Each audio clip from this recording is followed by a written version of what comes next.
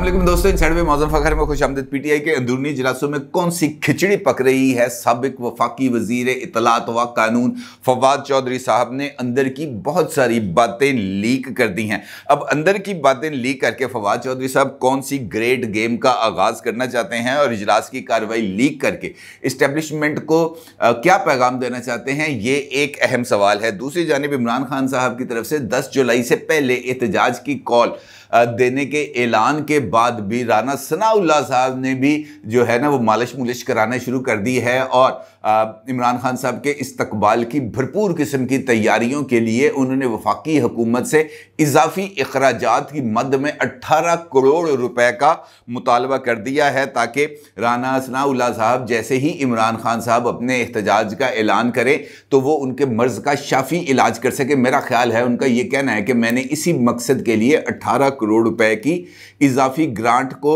मांगा है, जिससे आंसू गैस और दीगर चीज़ें, रबर बुलेट्स वगैरह खरीदी जाएंगी ताकि पाकिस्तान के अंदर किसी भी किस्म की बेअमनी की सूरत हाल ना पैदा हो सके। क्योंकि इस वक्त तक जो सूरत हाल है वो खासी ख़राब चल रही है और ख़ासतौर पर माशी मैदान के अंदर भी कुछ अच्छी खबरें नहीं आ रही और जो नई चीज़ें हैं वो भी मैं अभी आपके साथ शेयर करूँगा। लेकिन उससे पहले बात करेंगे फवाद चौधरी साहब की कि फवाद चौधरी साहब आखिरकार अब करना क्या चाह रहे हैं। क्योंकि इस बात के पहले भी इशारे मिल रहे थे कि फवाद चौधरी साहब हामिद खान साहब के पार्टी में आने के बाद और इमरान खान साहब की तरफ से हामिद खान साहब को वेलकम करने के बाद इमरान खान साहब से नाराज भी हैं और वो इसका बरमला इजहार भी करते चले जा रहे हैं। लेकिन अभी तक उन्होंने पार्टी छोड़ने का बाज़ाब्ता ऐलान नहीं किया। लेकिन कुछ ज़राए इस बात की तस्दीक कर रहे हैं कि फवाद चौधरी साहब ने उड़ान भरने की कुछ तैयारी कर ली है और वो 2-3 जमातों के साथ राब्ते में है और जहां से भी उनको ग्रीन सिग्नल मिल गया वो उस तरफ उड़ जाएंगे। और ग्रीन सिग्नल उनको 2 जगह से लेना है, एक उस पार्टी की तरफ से और दूसरा उस जगह से जहां से ये हवा बनेगी कि जनाब ये पार्टी अब इक़्तिदार में आ रही है। और उसके लिए उन्हें इस्टेब्लिशमेंट को खुश करना, राज़ी करना और उनके पर्पस को सर्व करना भी बहुत ज़्यादा ज़रूरी है। और इसीलिए वो अब कुछ अंदर की बातें लीक करने की तरफ आ रहे हैं और वो कुछ इस किस्म की चीज़ें बता रहे हैं कि पीटीआई के अंदर कौन सी खिचड़ी पक रही है। ख़ास तौर पर इशारे के अंदर वो बात करते हैं और इशारों के अंदर बात करते करते वो ये कहते हैं कि लोगों को उकसाया जाएगा। लोगों को किस काम के लिए उकसाया जाएगा, इसके लिए फवाद चौधरी साहब ने जो लफ्ज़ इस्तेमाल किए हैं वो ये कहते हैं कि इमरान खान हुक्म दें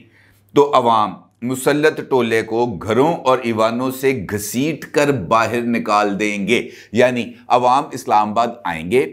इमरान खान साहब लॉन्ग मार्च की कॉल देंगे और जैसे ही लॉन्ग मार्च पहुंचेगा इस्लामाबाद और इस्लामाबाद पहुंचने के बाद मुमकिना तौर पर इमरान खान साहब की तरफ से ये हिदायत दी जाएगी जिनके बारे में पार्टी के इजलासों के अंदर किसी ना किसी लेवल के ऊपर जो गुफ्तगू हुई है। यकीनी तौर पर अगर फवाद चौधरी कोई बात कर रहे हैं तो वो जो गुफ्तगू है वो किसी ना किसी जगह पर हुई है और वो गुफ्तगू उन नुकात के ऊपर हुई है जिन पर फवाद चौधरी साहब जिक्र कर रहे हैं। और फवाद चौधरी साहब ने ये जिक्र हवा में नहीं किया बल्कि एक टेलीविजन इंटरव्यू में किया है, ARY के प्रोग्राम में किया है, वसीम बदामी साहब के साथ गुफ्तगू में किया है। और उसके अंदर अगर वो ये बात कह रहे हैं कि इमरान खान हुक्म दें तो अवाम मुसल्लत टोले को घरों और ईवानों से घसीट कर बाहर निकाल देंगे, तो इसका मतलब ये है कि उनकी इस बात को जो उन्होंने एक नेशनल कैरियर पर की है इसको संजीदगी से लेना चाहिए और लेना पड़ेगा। क्योंकि अगर ऐसा होता है, क्योंकि इमरान खान साहब जब माजी में तब पहले भी जब इस्लामाबाद आए थे तब भी उन्होंने लश्कर कशी की थी, प्राइम मिनिस्टर हाउस पर भी लश्कर कशी करने की कोशिश की थी, पार्लियामेंट बिल्डिंग पर की थी, PTV बिल्डिंग पर की थी और वहाँ पर पुलिस के साथ तसादुम भी हुआ था और इस किस्म के दीगर मामला हुए। जब वो खुद प्राइम मिनिस्टर बने उस वक्त भी वो इंसदाद दहशतगर्दी के मुलजम थे और इश्तिहारी भी थे और ज़मानत पर भी थे। खैर, इसके अलावा वो ये कहते हैं, बल्कि उन्होंने इस तरफ इशारा भी किया है कि इमरान खान साहब अपनी अब फ्यूचर पॉलिटिक्स में कराची वाले अल्ताफ़ हुसैन साहब को कुछ कॉपी करने की कोशिश करने की तरफ संजीदगी के साथ सोच रहे हैं। यानी अल्ताफ़ हुसैन जिस तरीके से कराची के अंदर एक दौर के अंदर कल्ट बन चुके थे, जिस तरीके से कराची को वो कंट्रोल करते थे, भाई बन चुके थे बाज़ाब्ता तौर पर, उनके इशारे पर कराची के अंदर बाज़ार खुलते थे, उनकी आवाज़ के ऊपर बाज़ार बंद हो जाते थे। वो आवाज़ देते थे कि आज शहर के अंदर कोई गाड़ी नहीं चलेगी, तो शहर के अंदर कोई गाड़ी नहीं चलती थी और इस हुक्म की खिलाफ वर्जी की जो सज़ा है वो सिर्फ और सिर्फ मौत होती थी। और ज़्यादा दूर की बात नहीं मैं करता, अगर आप परवेज़ मुशर्रफ साहब के दौर पे 12 मई के वाक़यात को ही देख लें तो वो काफ़ी है कि सिर्फ इफ्तिखार चौधरी साहब को कराची एयरपोर्ट से बाहर निकलने और सिंध हाई कोर्ट बार से खिताब करने से रोकने के लिए कराची के अंदर किस तरह खून की नदियां बहाई गई, ये कुछ ज़्यादा दूर की बात नहीं है। और अब फवाद चौधरी साहब जो है वो इस तरफ इशारा कर रहे हैं कि इमरान खान साहब अल्ताफ़ हुसैन को कॉपी करने के बारे में अब संजीदगी से गौर कर रहे हैं। फवाद चौधरी साहब का ये कहना है कि इतना दीवार से मत लगाएं कि ये सोचने पर मजबूर हो जाएं कि हमें एहतजाज से पहले मुसल्ला विंग बनाना पड़ेगा। अब ये जो मुसल्ला विंग बनाने की बात है ये इनफैक्ट बहुत ज़्यादा ख़तरनाक है और ये रियासत को बराह रास्त चैलेंज करने के मुतरादफ है। एहतजाज करने से कभी किसी ने नहीं रोका और ना ही कोई रोक सकता है, क्योंकि जमहूरियत के अंदर पुरअमन एहतजाज हर एक शहरी का हक है और दस्तूर पाकिस्तान इस बात की हर एक शहरी को इजाज़त देता है कि वो पुरअमन ज़राए अपना एहतजाज रिकॉर्ड कराने के लिए इस्तेमाल कर सकता है, लेकिन शर्त है कि एहतजाज को पुरअमन रहना चाहिए। और जब वाज़े डायरेक्शंस हों सुप्रीम कोर्ट ऑफ पाकिस्तान की कि आपने फ़लाँ इलाके में नहीं जाना, तो हुकूमत की ये जिम्मेदारी बन जाती है कि वो अदालत उज़्मा के फ़ैसले की पाबंदी करे, क्योंकि अगर वो फ़ैसले की पाबंदी नहीं करेगी तो सारे का सारा नज़ला गिरेगा हुकूमत के ऊपर। वहाँ पर आकर अगर कोई बेअमनी होती है तो फिर यकीनी तौर पर जो बैकलैश है वो गवर्नमेंट पर आएगा और उसके खिलाफ कंटेम्प्ट ऑफ कोर्ट की भी कार्रवाई हो सकती है और दीगर कार्रवाइयाँ भी हो सकती हैं। और यही वजह है कि जिस वक्त 25 मई को इमरान खान साहब ने इस्लामाबाद आने का ऐलान किया था तो उस वक्त जस्टिस एजाजुल एहसन साहब की सरबराही में कायम बेंच ने इमरान खान साहब के लिए एहतजाज की जो जगह है वो मुख्तस कर दी थी। H9 पार्क और H9 और G9 के दरमियान जो पार्क है वहाँ पर उनका था, वहाँ पर आए, वहाँ पर आकर एहतजाज करें। रेड जोन में नहीं आना यानी डी चौक पर नहीं आना, लेकिन इसके बावजूद भी इमरान खान साहब ने पेशरफ्त की, डी चौक तक गए और वहाँ पर जाने से पहले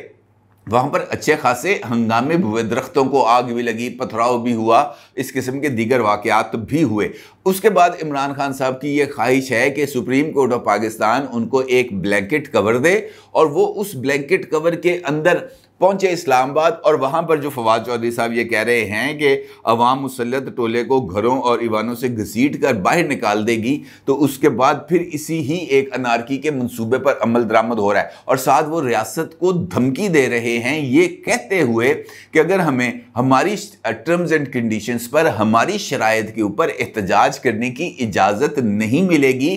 तो फिर हम ये सोचने पर मजबूर हो जाएंगे कि हमें मुसल्ला विंग बनाना चाहिए। यानी MQM के अल्ताफ़ हुसैन साहब की कॉपी करने का उन्होंने भरपूर तरीके से इशारा दे दिया है और इस बात का भी इशारा दे दिया है कि हम रिट ऑफ द गवर्नमेंट और रियासत की रिट दोनों को मुकम्मल तौर पर चैलेंज करने के लिए हम तैयार हैं। इसके साथ साथ फवाद चौधरी साहब ने इस्टेब्लिशमेंट के हवाले से भी बात की। अब वो इस्टेब्लिशमेंट के हवाले से जो बात की वो इस्टेब्लिशमेंट के लिए पैगाम है, मशवरा है, धमकी है, इसका फैसला आप खुद करेंगे, क्योंकि उनका ये कहना है कि मुक़्तदर हलकों को हालात का इदराक करते हुए मामलात को हल की तरफ ले जाना चाहिए, बजाय इसके कि हम हालात को मज़ीद मखदूश कर दें। यानी मेरी नज़र के अंदर फवाद चौधरी साहब ने जो PTI के अंदरूनी इजलास हैं वहाँ से जो फील ली है वो ये है कि PTI ये समझती है, इमरान खान साहब ये समझते हैं कि उनको इस्टेब्लिशमेंट की तरफ से मुकम्मल सपोर्ट नहीं मिल रही और इस वक्त इमरान खान साहब की मुखालफत के अंदर इस्टेब्लिशमेंट चली गई है हुकूमत की तरफ और वहाँ पर जाना इमरान खान साहब के नज़दीक सूरत हाल को मखदूश करने के मुतरादफ है, क्योंकि सूरत हाल मखदूश होगी तो इमरान खान साहब ये समझेंगे कि उनको दीवार के साथ लगाया जा रहा है। इमरान खान साहब ये समझेंगे कि जनाब हमें इख्तिजाज से पहले मुसल्ला विंग बनाना चाहिए ताकि फिर वो अपने इस एजेंडे को आगे बढ़ा सकें। अब ये जो कहना है उनका कि मामलात को हल की तरफ ले जाना है, तो ये भी PTI के अंदर की ही सोच है कि वो ये मुतालबा किसी और से नहीं करे, क्योंकि अगर उनको ये मुतालबा करना है कि मुल्क के अंदर इलेक्शन कराए जाएं तो उसके लिए तो हुकूमत राना सनाउल्लाह साहब और दीगर वफाकी वज़रा बार बार इस बात का इजहार कर चुके हैं। कल भी सरदार एजाज सादिक साहब और ख्वाजा आसिफ साहब ने इस बात का इजहार किया कि जनाब आप पार्लियामेंट में आएँ, पार्लियामेंट में आएंगे तो हम गुफ्तगू का आपके साथ आगाज़ कर सकेंगे, आप हमारे साथ गुफ्तगू में इंगेज हों, तभी तो आपको इलेक्शंस मिलेंगे, अदरवाइज आपको इलेक्शंस कैसे मिल सकते हैं। लेकिन इमरान खान साहब ये समझते हैं कि उनको इलेक्शंस इस्टेब्लिशमेंट ही लेके दे सकती है, लिहाजा वो इस्टेब्लिशमेंट पर दबाव भी डाल रहे हैं और उनको ब्लैकमेल करने की कोशिश भी कर रहे हैं। और ब्लैकमेल करने के लिए उन्हें मजीद किसी सख्त किस्म के इक़दामात का भी इंतज़ार है जो वो लेंगे, और यानी वो उस पॉलिसी के ऊपर अमल दरामद करेंगे कि जनाब हमें इस्टेब्लिशमेंट पर उस हद तक दबाव बढ़ाना है कि इस्टेब्लिशमेंट हमारी बात सुनने पर मजबूर हो जाए। और उसके लिए उनके पास जो टूल है जिसको वो बेहतरीन तरीके से इस्तेमाल करते हैं वो है एहतजाज का टूल। और अगर हम देखें तो इमरान खान साहब 25 मई के बाद कुछ ज़्यादा तुंदही के साथ, कुछ ज़्यादा ताकत के साथ, कुछ ज़्यादा क़ुव्वत के साथ मैदान अमल में नहीं आ सके, क्योंकि लोग उनके अब उस बयानिए को उस तरीके से शायद बाय नहीं कर रहे। लेकिन हुकूमत के इक़दामात इस तरह के बढ़ते चले जा रहे हैं जहां से इमरान खान साहब को अपनी नई सियासी तहरीक चलाने के लिए बहुत ज़्यादा फ्यूल, बहुत ज़्यादा ईंधन मिल सकता है। और क्योंकि अब आने वाले दिनों में जो हुकूमत मुखालिफ जज्बात हैं अवाम में वो मज़ीद भड़केंगे, और उसकी वजह है हुकूमत का IMF के साथ प्रपोज्ड जो एग्रीमेंट है, जिसके बारे में इस किस्म की आज अभी तक खबरें आ रही हैं कि IMF के साथ मामला तय हो गए हैं। और इन मामलात के तय होने से यकीनी तौर पर इमरान खान साहब ने आज एक कुर्सी से टेक लगाया होगा, चाय का कप पिया होगा और कहेगा हुण मज़ा आया। अब पता चलेगा कि ये आटा, चीनी, तेल का भाव कैसे होता है और किस तरीके से लोगों के जज्बात को एक्सप्लॉइट किया जाता है। उसकी चंद वजूहात हैं, मैं चंद मिसालें देता हूँ आपको। जो IMF के साथ हुकूमत ने डील किया, मिफ्ता इस्माइल साहब ने जो बम गिरा रहे हैं अवाम के ऊपर, उसके लिए चंद एक मिसालें। आपको पता ही है कि पेट्रोलियम डेवलपमेंट लेवी एक सरचार्ज है जो 30 रुपए तक हुकूमत वसूल करती रही है। और इमरान खान साहब जब हुकूमत में थे तब भी, और इमरान खान साहब से पिछली हुकूमत भी, ये 30 रुपए तक लेवी वसूल करती रही है। और इसका मकसद ये होता था बुनियादी तौर पर, जब ये टैक्स इम्पोज किया गया था, कि जनाब यहाँ से जो पैसे हमने कलेक्ट करने हैं वो हम पाकिस्तान के अंदर तेल और गैस के मज़ीद कुएँ खोदने के लिए इस्तेमाल करेंगे, ताकि हम जो मुल्की ज़रूरियात हैं वो मुल्की ज़राए से पूरी कर सकें। लेकिन ये जो पैसे इतने अरसे से इकट्ठे किए जा रहे हैं, इसमें से 1 रुपया भी ऑयल एंड गैस के एक्सप्लोरेशन के लिए इस्तेमाल नहीं किया गया। अब मौजूदा हुकूमत से पहले इमरान खान साहब ने, शौकत तरीन साहब ने IMF के साथ इस बात पर एग्रीमेंट किया था कि जनाब हम पेट्रोलियम डेवलपमेंट लेवी 30 रुपए तक वसूल करेंगे और बतदरीज 5 रुपए महीना हम इस पर ये वसूल करते रहेंगे, क्योंकि उस वक्त पेट्रोलियम डेवलपमेंट लेवी सिफर कर दिया हुआ था और उस वक्त GST भी सिफर कर दिया गया था। लिहाजा IMF के साथ मुआहदा हुआ और इमरान खान साहब ने मिनी फाइनेंस बिल के अंदर इन चीज़ों को मंजूर भी करवा लिया, लेकिन उसके बाद उस मंसूबे पर अमल दरामद नहीं हो सका। अब ये जो नई तजवीज़ आई है, तो मिफ्ता इस्माइल साहब ने IMF से सिर्फ $1 अरब लेने के लिए पेट्रोलियम डेवलपमेंट लेवी सरचार्ज जो है वो 30 रुपए से बढ़ाकर 50 रुपए करने का उनको जो है वो उसकी गारंटी दे दी है। और साथ ये कह दिया है कि जनाब हम GST भी 17% फुल वसूल करेंगे। और जो नए नकात तय पाए हैं उसके तहत 1 जुलाई से पेट्रोलियम डेवलपमेंट लेवी की जो वो है वो वसूल किया जाना का आगाज़ होगा, और 5 रुपए पर लीटर पहली किस्त आवाम से वसूल की जाएगी। इसके साथ साथ ये जो टैक्सेस हैं उनकी शरह के अंदर भी 4 खरब 36 अरब रुपए का इजाफा किया जा रहा है। IMF की हदायत के मुताबिक बिजली गैस की कीमतों में भी इजाफा करने का जो है उनको गारंटी दे दी गई है। और इसके साथ जो टैक्स स्लैब्स गवर्नमेंट ने बजट के अंदर